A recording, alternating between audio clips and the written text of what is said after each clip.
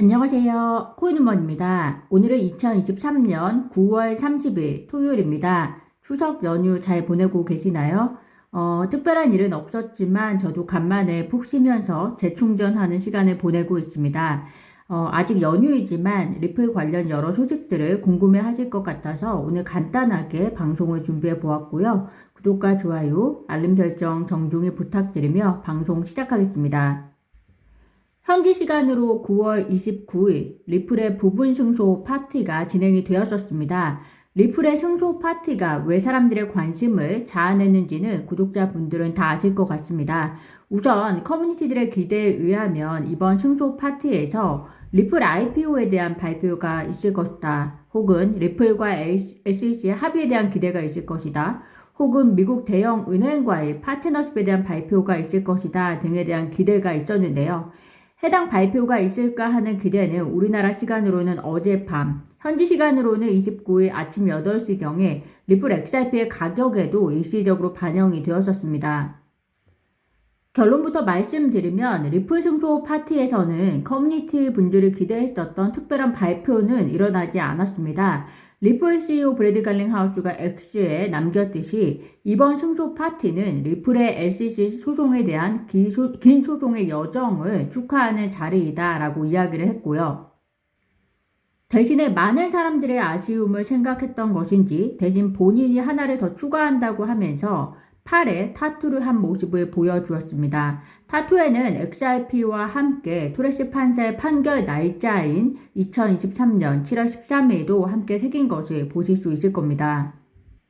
비록 파티에서 우리가 기대했었던 그런 서프라이즈 발표는 없었지만 리플이 계속해서 XRP에 대한 여정에 있어서 포기하지 않겠다는 의지를 보여준 것으로 보이고요. 무엇보다도 XRP가 디지털 자산이지 증권이 아님을 축하하는 자리였습니다. 이번 뉴욕에서 진행된 리플 파티는 보시는 것처럼 뉴욕시의 폭우로 인해서 많은 분들이 행사 취소를 우려도 하셨고, 보시는 것처럼 굉장히 많은 사람들이 관심을 가지고 참석을 해서 못 들어갈까봐 우려하는 사람들도 많았었고요. 결론적으로 파티라는 취지답게 신나고 성공적으로 마무리가 된 것으로 보입니다. 앞으로 리플의 남은 여정에 있어서 더욱더 의지를 단합하는 계기가 된 것으로 보입니다. 물론 많은 분들은 지금 아쉬움을 토로하고 계시는 분들도 분명히 계실 겁니다. 그렇지만 IPO라든지 SEC와의 합의라든지 최소 이 두 건에 대해서는 현재 열어 돌아가는 정황상 제 개인적인 의견을 말씀드리기는 했었지만 단편적으로 리플과 SEC 두 관계만 단순하게 볼 수 없는 면이 너무 많습니다. SEC 입장에서는 지금 합의를 진행하기 위해서는 현재 진행되고 있는 업계와의 전쟁에 대한 면목이 없을 뿐더러 리플 입장에서는 거래소에 대한 판매뿐만이 아니라 기관에 대한 판매 역시 증권거래가 아님을 조건으로 제시하고자 하는 의혹이 있을 것이기 때문에 이 둘의 합의는 결국 지금 당장 이 시점에서는 쉽지 않을 것이라는 것이 제 개인적인 생각이고요.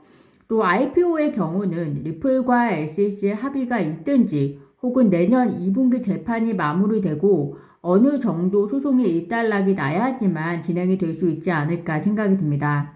사람에 따라서 리플의 여정이 아직도 많이 남았다라고 보시는 분들도 계시고 또 어떤 투자자분들은 마음 편히 앞으로 몇 년은 큰 스트레스 없이 XRP를 보유하고 계시겠다는 분들 다양하시겠지만 투자는 개인의 소신과 공부에 의해서 진행하는 만큼 답은 없다고 생각을 합니다. 따라서 앞으로 계속된 리플의 펀드멘탈에 대한 발전과 그리고 미국의 암호화폐 업계에 대한 규제 생태계에 계속해서 관심을 가지시면서 각자의 가치관에 맞춰서 투자의 방법을 가져가시면 좋을 것 같습니다.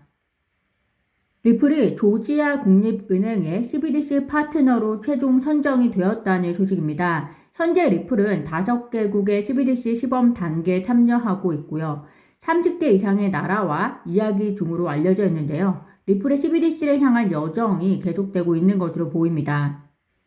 리플이 몇 주 전 블록체인 인프라 회사 포트리시 트러스트를 인수하겠다는 소식이 있었습니다. 그런데 리플이 이 회사를 인수하는 것을 취소하고 투자자로 계속 남겠다는 소식을 전했는데요. 해당 소식은 브래드 갈링하우스가 엑셀을 통해서도 직접 전한 소식으로 브래드 갈링하우스에 의하면 포레스트 팀을 믿을 수 없을 정도로 재능이 뛰어나고 또 실제 고객의 문제를 해결하는 제품을 개발했지만 아쉽지만 투자자로서 앞으로도 계속 지원하는 방향으로 남기로 했다는 내용입니다. 포레스트 측은 해당 내용이 공식적으로 발표되기 전에 이미 리플이 인수를 취소한 것을 알고 있었다라고 하면서 리플의 도매 측에 집중된 사업 전략과 포레스트의 우선순위가 일정 부분에서는 일치하지 않지 않았을까라는 생각이 들고요. 그럼에도 불구하고 좋은 투자자로서 여정을 계속하기로 한 것은 업계에 좋은 선례가 되지 않을까 생각이 듭니다. 리플의 사업적 우선순위가 인수하고자 하는 회사와 일치하지 않았음을 알았을 때 리스크를 안고 계속 진행하는 것보다 빠르게 다른 방향의 결정을 내린 것은 앞으로 더 좋은 인수회사를 만나기 위한 좋은 선택이 될 것이라는 생각을 해봅니다. 존 디든 변호사가 자유의 수호자 상을 받았다는 소식입니다. 해당 상은 존 디든 변호사가 그동안 암호화폐 시장의 정의를 위해서 애써온 것에 대한 상으로 보이는데요. 존 디든 변호사는 나오미 브록웰과 그리고 7만 5천여 명의 커뮤니티들에게 감사의 표현을 했다는 소식입니다.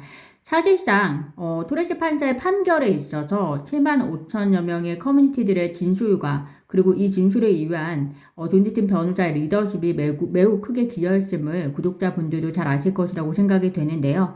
앞으로 남은 소송의 여정에 있어서도 계속된 노력이 있을 것으로 기대를 해봅니다. 오늘은 리플에 대해서 궁금해하실 구독자분들을 위해서 짧게 준비를 해보았고요. 내일은 리플에 대한 소식과 함께 전체적인 암호화폐 분위기를 함께 전달하는 방송으로 다시 찾아뵙겠습니다. 남은 연휴도 즐거운 시간 되시기를 바랍니다. 구독과 좋아요, 알림 설정은 코인 우먼에게 큰 힘이 됩니다. 감사합니다.